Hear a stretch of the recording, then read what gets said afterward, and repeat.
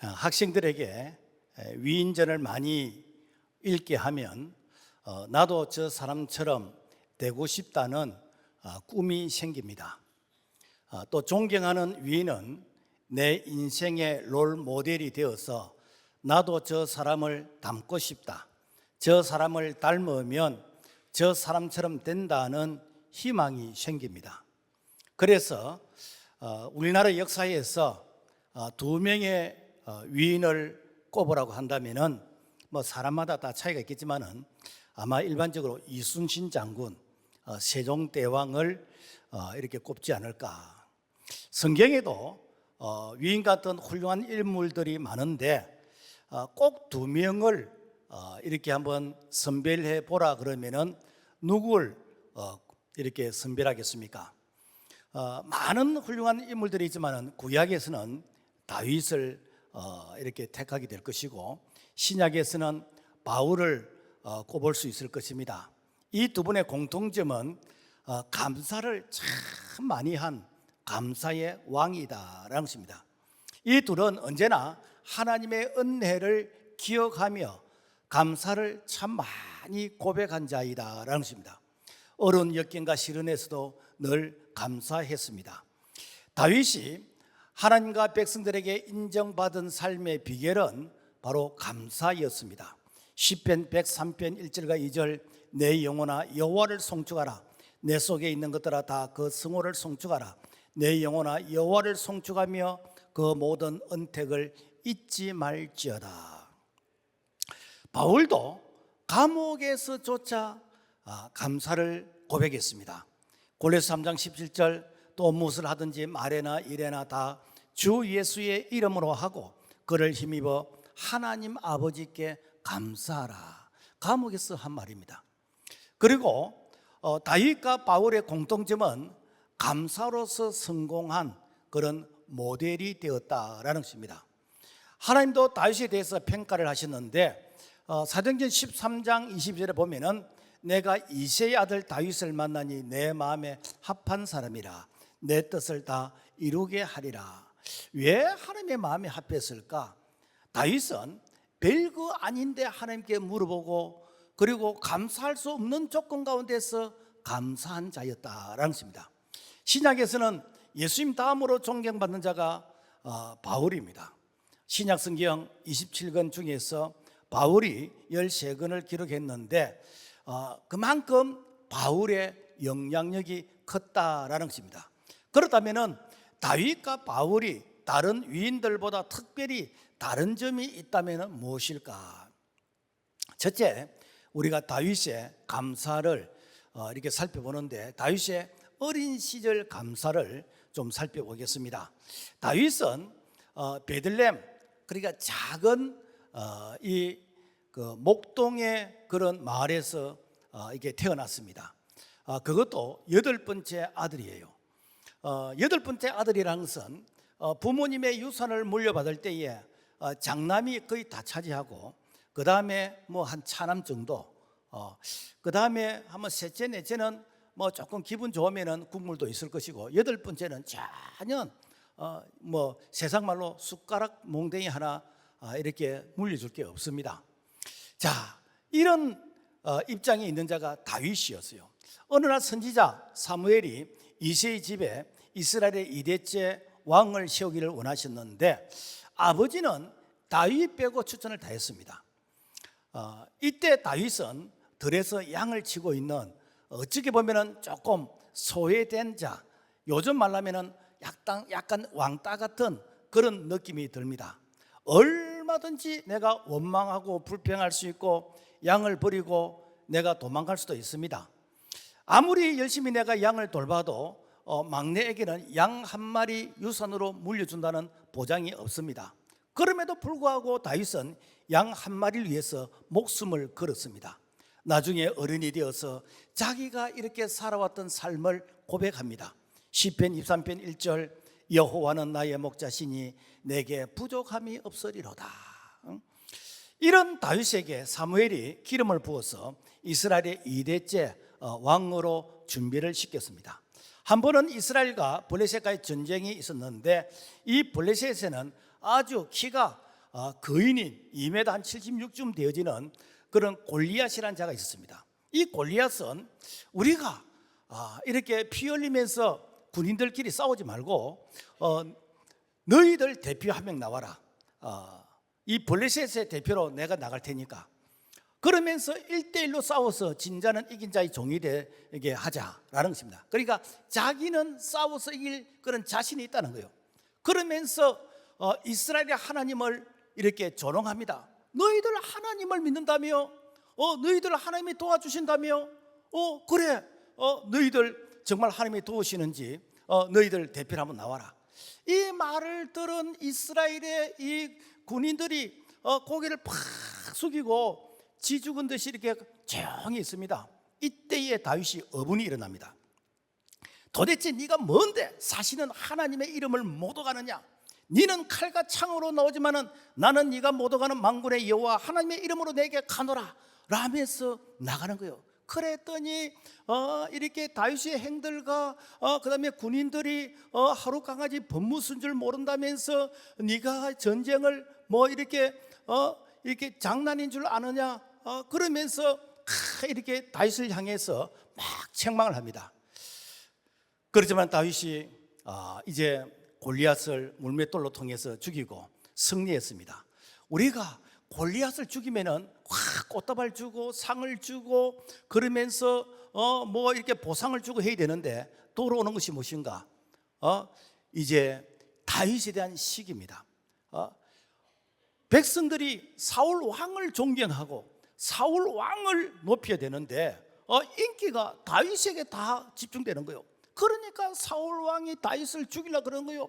끊임없이 추적하고 그야말로 쿠데타 테러를 일으켜서 이렇게 죽이려고 하는 그러한 모습으로 계속해서 다윗을 괴롭히는 것입니다.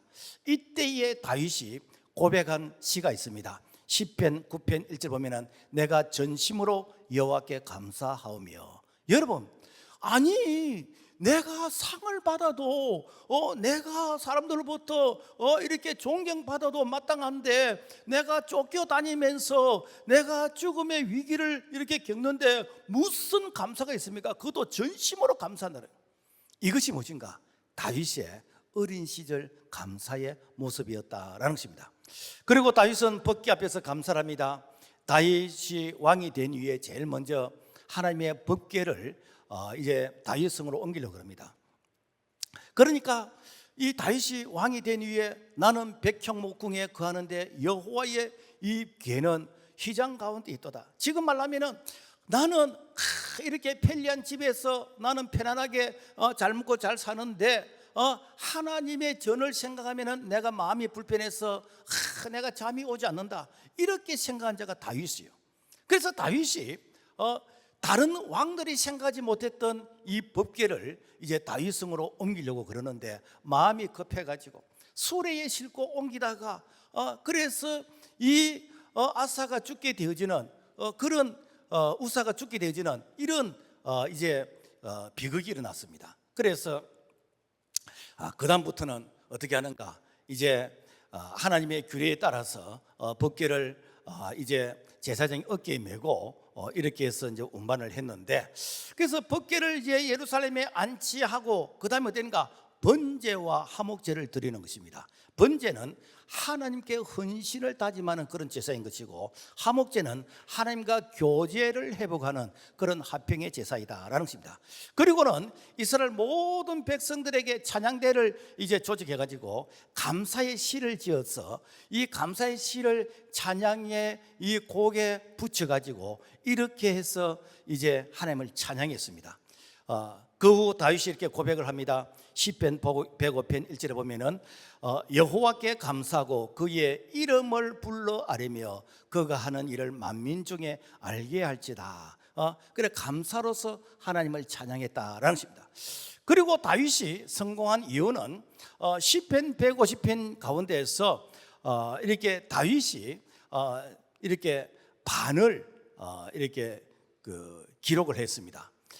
그리고 150편 중에서 감사하라는 말이 74번 이렇게 나옵니다.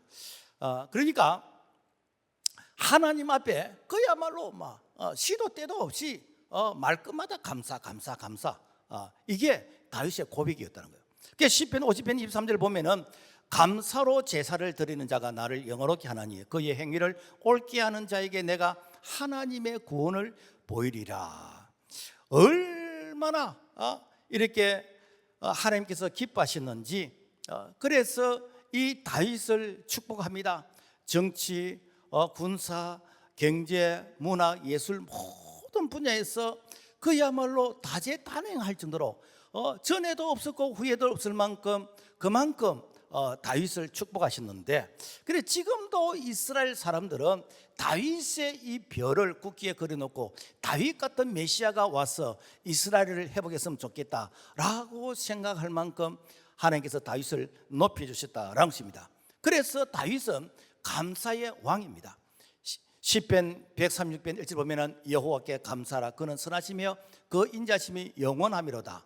성경의 인물 중에서 하나님을 가장 많이 사랑하고 감사를 참 많이 고백하고 하나님 앞에 찬양을 감사로서 올려드린 자가 바로 다윗이다라는 것입니다. 그래서 성공과 축복은 감사의 양에 비례한다라는 것입니다. 우리가 바울의 감사를 한번 살펴보면은 바울은 세상적으로 대단한 인물이었습니다. 바울이 회심하기 전에 이 바울은 출생이 길리기아 다소, 지금 말하면 서울 강남에서 출생한 그런 자입니다. 그리고 혈통으로 베냐민 집파로서 소위 뼈대 있는 그런 집안이고, 그리고 교육으로는 당시 최고의 스승인 가말리엘 그런 제자, 오늘날 말하면 하버드의 아주 훌륭한 그런 교수의 제자로서 학부를 갖추었습니다. 신앙으로는 가장 자존심이 강한 바리새파였습니다. 민족으로는 순수한 유대인의 그런 혈통이고, 그리고 이 바울은 로마의 시민권도 가지고 있는, 그러니까 상위 1% 이내에 들 정도로 세상적으로 볼 때 하나도 아쉬운 것이 없는 그야말로 출세와 성공이 보장되어 있는 그런 인물입니다. 그런 자가 바로 다메섹에서 이제 예수를 만난 이후에 기독교로 개종하게 됩니다. 기독교로 개종하면서 내가 세상에서 즐기고 자랑했던 것을 내가 배설물로 여긴다. 좀 고상한 말로 하니까 배설물인데, 쉬운 말로 하면 내가 똥으로 여긴다. 왜 그런가? 예수를 만나고 보니까 예수 안에 이 모든 것들이 다 있는 것이고 예수보다 더 귀한 것이 없더라는 거예요. 그래서 이 바울은 예수님을 만난 이후에 기독교로 개종한 이후에 그야말로 엄청난 가치의 변화가 일어났는데, 그런데 문제는 뭔가 하면은 이걸 세상 사람들이 싫어한다는 거예요. 이걸 종교 지도자들이 싫어한다는 거예요. 그래서 이 바울이 기독교로 개종한 이후로 이제 엄청난 핍박과 그리고 이제는 시련이 다가오게 되지는데 40에 하나 가마매를 5번이나 맞게 되어졌고, 파선하는 배, 동족들의 핍박, 강도의 위험, 추위와 배고픔의 위험 자지 못하고 그야말로 엄청난 그런 시련과 고난과 고통을 겪게 되어졌습니다. 내가 예수 믿는 이유 때문에 그런 거예요. 내가 예수 안 믿으면 이런 고통을 내가 겪게 될 이유가 하나도 없습니다. 그럼에도 불구하고 나는 기뻐하고 기뻐하고 또 다시 말하니 기뻐한다. 마지막 순교의 순간에도 나는 감사한다라고 고백했습니다. 그럼 도대체 이 바울이 감사했던 그 감사의 이유가 뭔지 오늘 우리가 읽던 골로새서를 통해서 살펴보면은, 첫째, 감사하는 그런 믿음이란 거예요. 골로새 3장 15절 보면은 그리스도의 평강이 너희의 마음을 주장하게 하라. 너희는 평강을 위하여 한 몸으로 부르심을 받았으니 너희는 또한 감사한 자가 되라. 자, 그리스도인들의 특권이 무엇인가? 감사합니다. 그리스도인들은 예수 그리스도 그분 때문에 우리가 어떤 역경 시련 가운데서도 우리가 감사하거든요. 그러면 예수 그리스도 그분 때문이라는 게 무엇인가? 이것은 여호와로 인해서 감사하는 바로 그러한 신앙의 고백이다라는 것입니다. 우리가 하박국서 3장 17절과 18절 같이 한번 읽어볼까요? 시작. 비록 무화과 나무가 무성치 못하며 포도나무에 열매가 없으며 감람나무에 소출이 없으며 밭에 식물이 없으며 우리의 양이 없으며 외양간에 소가 없을지라도 나는 여호와로 인하여 즐거워하며 나의 구원의 하나님을 인하여 기뻐하리로다. 오늘로 말하면은 통장이 돈이 없어도 감사, 하는 일이 잘 안 돼도 감사, 몸이 아파도 감사, 그리고 직장을 잃어도 감사, 자녀 앞길이 열리지 않아도 감사, 뭐 이렇게 모든 부분에 감사. 그 감사의 조건이 뭐인가? 여호와로 인해서 감사한다. 그럼 여호와로 인해서 감사라는 게 무엇인가? 여러분요, 고아와 그리고 이 부모가 있는 그런 자식의 차이가 무엇인가? 고아는 자기 호주머니에 지갑에 늘 돈이 있어야 됩니다. 자기 호주머니에 지갑에 돈이 없으면 늘 불안합니다. 그렇지만은 우리 아버지가 있는 그래서 아버지의 자식은 우리 아버지가 부자면 나도 부자인 거예요. 내 호주머니에 돈이 없어도 내 지갑에 돈이 없어도 아버지의 손만 잡고 가면은 내가 먹고 싶은 거, 내가 사고 싶은 거, 내가 다 이렇게 소유할 수 있습니다. 여기서 여호와로 인해서 감사란 것은 하나님 그분이 우리 아버지시기 때문에, 하나님 그분이 나의 필요에 따라서 공급해 주시기 때문에, 지금 내가 비록 가진 것이 없고 내가 비록 좀 이렇게 부족하다 할지라도 하나님 그분, 좋으신 하나님 그분께서 나의 필요를 채우신다는 그 믿음의 확신이 있기 때문에 내가 어떤 역경 시련 가운데서도 감사한다라는 것입니다. 어느 외국계 기업에서 이렇게 신입 사원을 이렇게 채용하게 되어지는데, 그래서 뭐 필기 시험도 치고 또 면접도 보고, 그래서 이제 최종 5명이 이제 남았는데, 회사에서 이 5명에게 이 불합격이라고 메일로 이렇게 이 전문을 보냈습니다. 그래서 메일 내용이 기아처럼 뛰어난 재능과 인재를 모시지 못해 매우 애석하게 생각합니다. 이 메일을 받았던 사람들이 이렇게 참 감정의 어떤 기분이 다 다르지요. 에이씨 뭐 이렇게 하는 사람도 있고 뭐 생각이 다 다르겠습니까? 그렇지만은 한 사람은 그 메일을 받고 나서 되는가 감사의 메일을 다시 이렇게 회신으로 이렇게 보냅니다. 기사에 하시는 모든 일이 잘 되기를 바랍니다. 아울러 무궁한 발전을 기원하며 감사의 마음을 전합니다. 다음 날 회사로부터 최종 합격 전화가 왔습니다. 그녀가 받았던 불합격이라는 이 메일은 그 회사에서 테스트하는 마지막 시험의 문제였다는 것입니다. 그래서 마지막 시험 문제가 이 메일을 통해서 불합격이라고 했는데, 이때에 이 감정을 어떻게 이렇게 다스리는지 그 테스트에 바로 감사로 대답한 자가 이렇게 회사가 원하는 사람이었다라는 것입니다. 여러분, 어떤 상황에서도 감사할 줄 아는 사람은, 그 사람은 그야말로 불행 가운데서도 운명을 바꾸는 그런 복이 있는 자가 될 줄로 믿습니다. 시편 50편 23절 보면은 감사로 제사를 드리는 자가 나를 영화롭게 하나니 그의 행위를 옳게 하는 자에게 내가 하나님의 구원을 보이리라고 하고 있습니다. 그리고 감사로 예배를 드리는 자예요. 오늘 16절에 보면은 그리스도의 말씀이 너희 속에 풍성히 거하여 시와 찬미와 신령한 노래를 부르며 마음의 감사함으로 하나님을 찬양하라. 우리가 하나님께 드리는 예배는 하나님을 하나님으로 대접해 드리는 최고의 이 대우가 무엇인가? 이게 예배요, 예배. 그러니까 우리가 하나님을 높이고 우리가 하나님을 이렇게 예배하는 그 예배의 최고의 대우가 무엇인가? 하나님으로 인정해 드리는 것, 이것이 바로 예배인데, 이 예배는 엎드리다라는 그런 의미가 있습니다. 그래서 우리가 하나님 앞에 엎드리는데, 우리가 찬양을 통해서, 우리가 기도를 통해서 우리가 하나님 앞에 이렇게 엎드리면은 하나님께서 우리에게 말씀을 주시는 거예요. 그래서 예배는 하나님을 만나는, 하나님의 임재를 경험하는 바로 그런 은혜의 시간이다라는 것입니다. 그래서 예배는 우리가 반드시 회개한 자가 하나님 앞에 나가야 됩니다. 그렇게 해야 그 깨끗한 그 마음의 그릇에 하나님께서 이 성령을 우리에게 주시고 그리고 감사는 하나님의 은혜를 깨닫게 되는 것입니다. 그래서 우리가 하나님 앞에서 회개하고 우리가 감사로 나아가게 되지면은 하나님의 은혜가 우리 속에 그야말로 샘솟듯이 계속해서 차고 넘치게 된다라는 것입니다.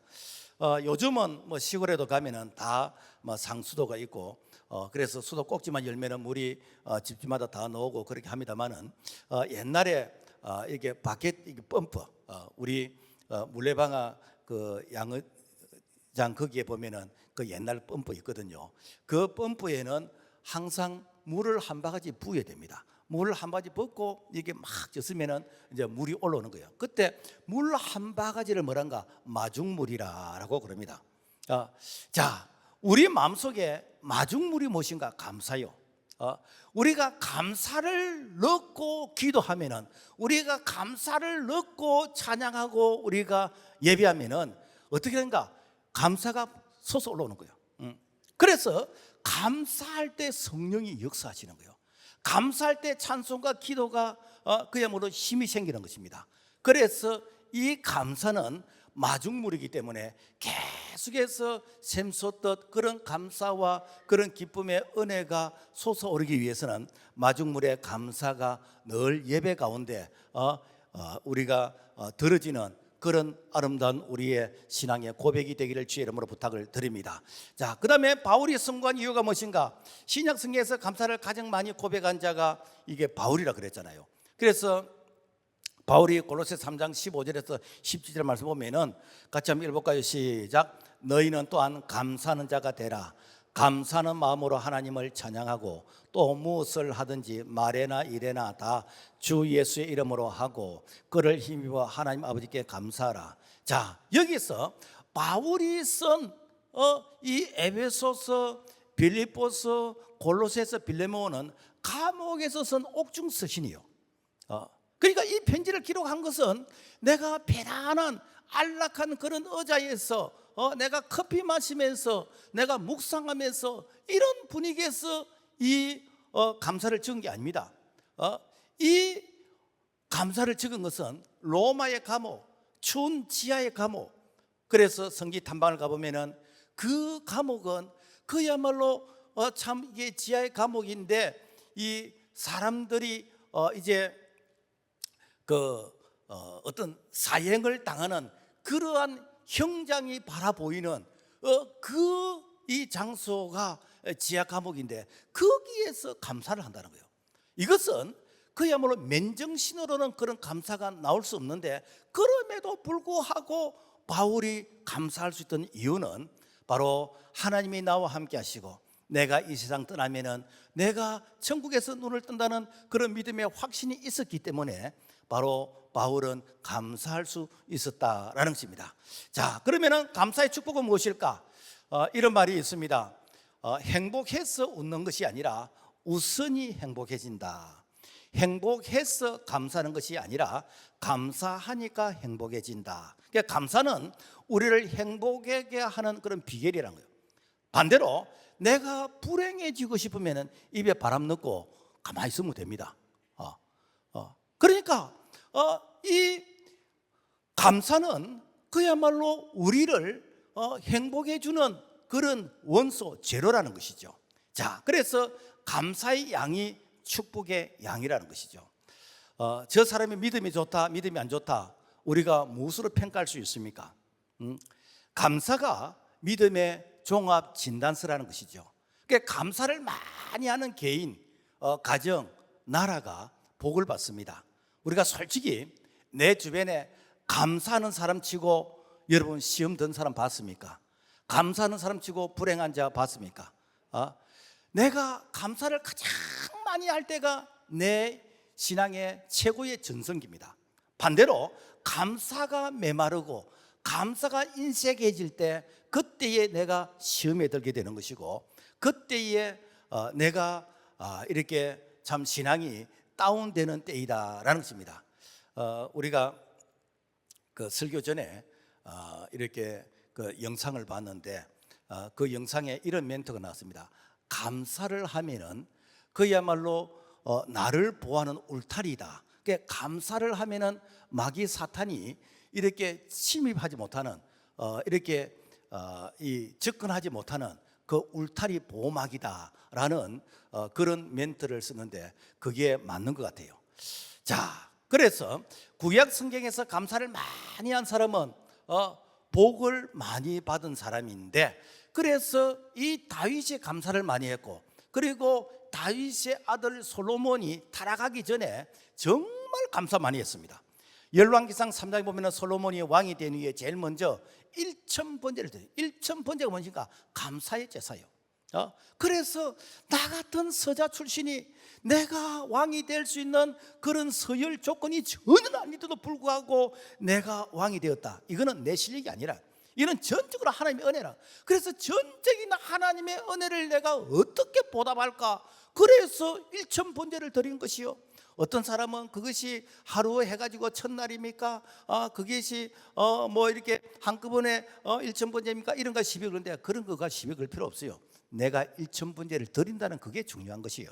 자, 그래서 이 솔로몬이 1,000번제를 드렸는데 하나님께서 얼마나 감동을 하시는지. 솔로몬의 꿈에 나타나서 내가 너에게 무엇을 줄고 너는 좀 구하라. 너는 달라고 소리는 안 하고 자꾸만 하나님께 감사의 제사만 드리니까 내가 마음이 너무 뜨거워서 견디질 못하겠다. 내가 너에게 뭐 해줄 거 좀 구해라. 그런데 솔로몬이 내게 뭐 부자 되게 해달라, 내게 뭐 건강하게 해달라, 원수를 막아달라 이런 게 구한 게 아니고 하나님께서 맡기신 이 백성을 내가 잘 지도할 수 있도록 내게 지혜를 주세요 하니까 하나님께서 완전히 꾹뻑 넘어가시는. 그래, 내가 너에게 지혜를 주고, 그리고 네가 구하지 않은 부분까지 내가 너에게 주고, 그래서 전에도 없고 후에도 없을 만큼 너는 지혜의 왕이 될 것이라. 그러면서 하나님께서 지혜뿐만이 아니라 부와 재물과 영광도 주셨습니다. 자, 그래서 솔로몬이 이렇게 감사를 한 이후로 그 아버지로부터 유산을 물려받는 거예요. 어느 정도 물려받았는가? 금이 10만 달란트. 이걸 무게로 계산하면 3,750톤이요. 톤. 돈이 아니고 그람이 아니고 키로가 아니고 1,000kg가 1톤이잖아요. 그죠? 이게 그러니까 뭐 금이 뭐 3,750톤이라고 본 적이 있나? 은이 100만 달란트, 37,500톤이요. 그러니까 제가 이걸 요새는 챗 GPT가 좋잖아요. 제가 이렇게 물어봤어. 챗 GPT에게 솔로몬이 금이 10만 달란트로 가는데 그게 오늘날 돈으로 계산하면 얼마일까? 하니까 탁 뜨더라고요. 한하 490조. 은 100만 달란트인데 이게 하나로 이렇게 계산하면 얼마일까? 했더니 5,612조. 지금 보지 마세요.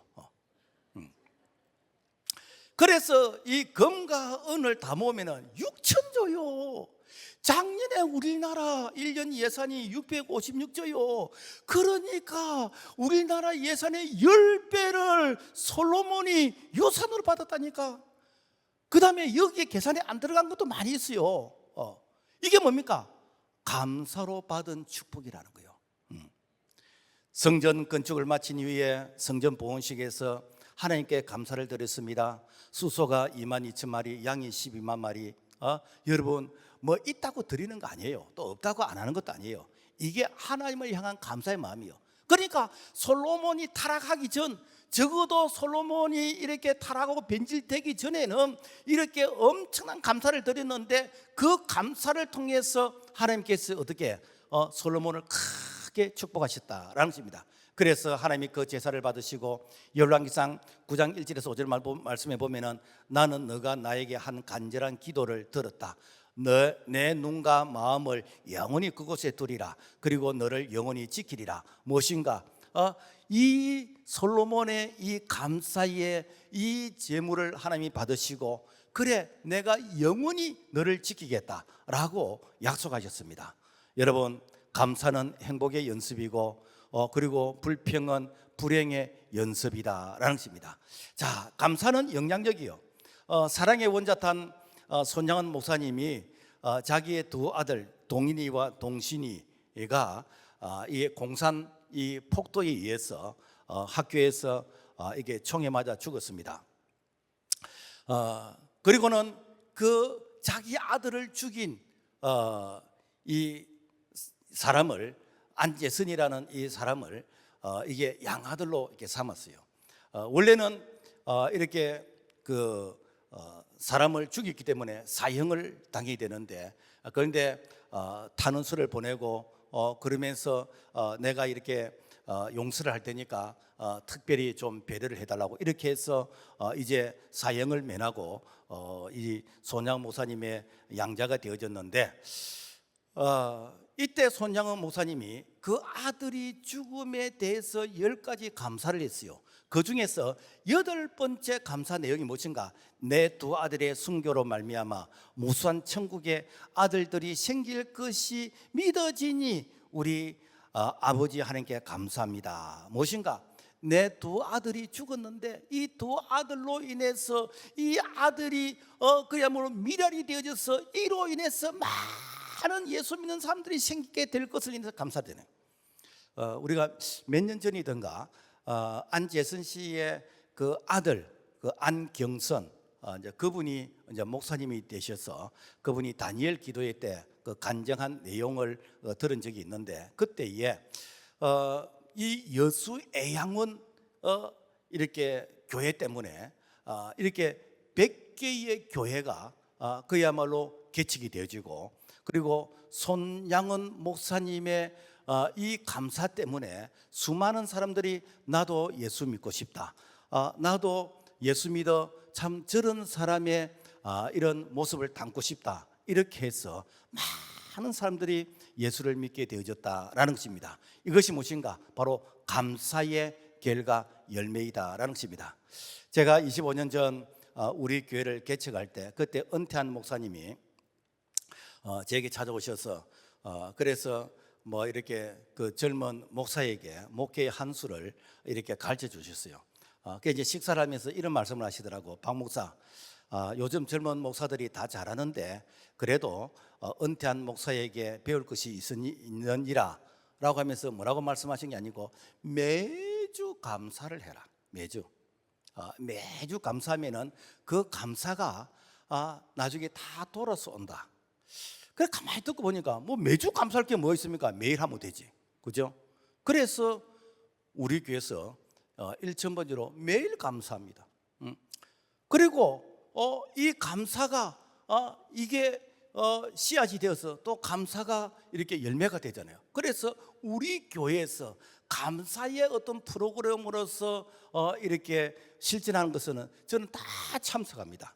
특히 뭐 이렇게 식사 섬김 감사, 뭐 이게 목사하고 사모만 이렇게 생일 감사를 하는 게 아니고, 시집 장가간 이게 아들과 딸 이름도 생일 때 감사하고, 또 손주들 또 생일 때 감사하고, 오늘 우리 또 예손주 이게 생일이라서 또 이렇게 감사하고, 내가 보니까 한 10분이 넘더라고요. 여러분, 감사할 수 있으니까 감사하고 좋잖아요. 감사하고 싶어도 감사할 것이 없으면은 여러분 얼마나 여러분 마음이 참 답답하겠습니까? 그런데 감사해가지고 손에 하나도 안 본다는 거예요. 왜? 우리 하나님께서 반드시 이렇게 때가 되면 이렇게 위로해 주시고 이렇게 갚아주시는데, 그래서 여러분요, 꼭 우리가 뭐 수입이 얼마니까 그래서 하나님께서 보상이 있다, 아닙니다. 전대의 구멍을 막아주시는 거예요. 불필요한 지출을 막아주시는 것이요, 위기의 가운데 보호해 주시는 것이요, 하나님의 은혜가 울타리처럼 보호해 주시는 것이요, 이게 돈으로 계산할 수 없는 하나님의 위로하심인 줄로 믿습니다. 공산국가에는 감사가 없답니다. 소련 공산당 후르시초프가 미국을 방문해서 그래서 제일 부러웠던 게 무엇인가? 뭐 미국에 자동차가 많고 빌딩이 많고 그런 것이 아니고, 미국 사람들은 말끝마다 땡큐, 말끝마다 땡큐, 싫어도 노 땡큐 그러고, 그러니까 뭐 이렇게 말끝마다 땡큐. 그런데 공산국가에는 땡큐가 없대요. 땡큐가 없대요. 그래서 미국이 왜 잘 사는지 그 이유를 알았다는 거예요. 여러분, 이게 성경적인 의미인 것입니다. 갈라디아서 6장 7절, 사람이 무엇으로 심든지 그대로 거두리라. 우리가 감사를 심으면 감사가 열매되어서 돌아온 줄로 믿습니다. 그리고 감사는 기적을 만들어냅니다. 여러분, 오병이의 기적은 감사의 기적입니다. 이렇게 베세다 광야, 그 베세다 광야는 그 주변에 여러분요 상가나 숙식을 할 수 있는 이런 어떤 이 인가가 전혀 없습니다. 다음에 이렇게 이스라엘의 성지 탐방 가보지요.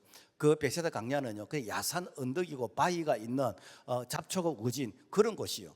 거기에서 그야말로 예수님께서 약 한 10,000명, 15,000명을 모아놓고 말씀을 전했는데, 이제는 해가 지면서 이제 이들이 돌아가야 되는데, 어떤 사람은 집에 놓은 지가 이틀, 3일이, 4일이 되었어요. 이분들이 가다가 허기져서 쓰러질 수도 있습니다. 예수님께서 너희가 먹을 것을 주라고 했는데, 먹을 것이 뭐 이렇게 어디 있습니까?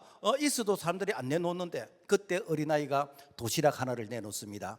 이 도시락을 예수님이 받으시고 축사하셨어요. 그래서 마태복음 14장 19절에 보면은 떡 5개와 물고기 2마리를 가지사 하늘을 우러러 축사하시고 떡을 떼어 제자들에게 주시면, 여기서 축사라는 건 이건 뭔가 하면 이것은 감사 기도하셨다라는 것입니다. 여러분, 10,000명이 넘는 사람에게 어린아이 도시락 하나 가지고 무슨 감사가 됩니까? 이것밖에 없나? 이거 어디 갖다 붙이지? 뭐 이런 생각 들겠습니까? 그렇지만은 하나님 감사합니다 라고 하면서 감사 기도를 드리고 이걸 떼어주는데 줘도 바닥이 나지 않는 거예요. 쉬운 말로 하면은 이 도시락을 여기 떼서 주면은 이제 여기 없어져야 되는데, 주고 보면 또 있고 주고 보면 또 있고, 이게 무엇인가? 여러분요, 감사라는 거예요. 우리가 옹달샘 보면은 물을 이렇게 한 동이 퍼서 집에 갖다 놔놓고 오면은 또 물이 차가 있는 거예요.